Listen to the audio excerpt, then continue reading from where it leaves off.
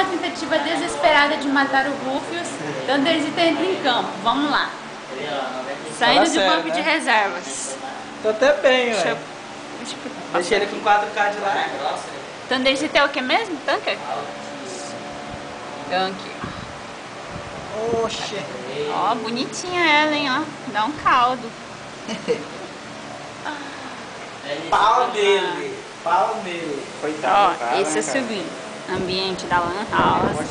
Propício a um PVP. Tá gelado aqui dentro? Nossa.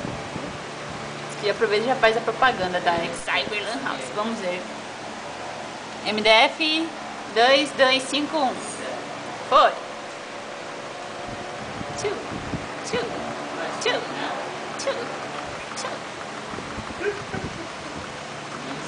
Ah, correndo. Não, larga. Vai, pau nele. Não credo nisso.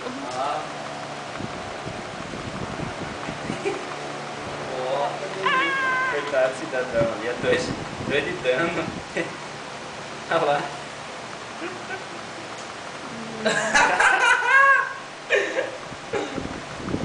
Nossa, esse PVP tá demorado, hein? David mal acostumou a gente.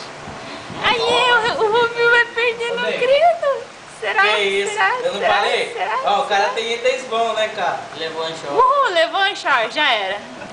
Era uma vez um PVP no meio da arena. Tudo Village. Apelou, é?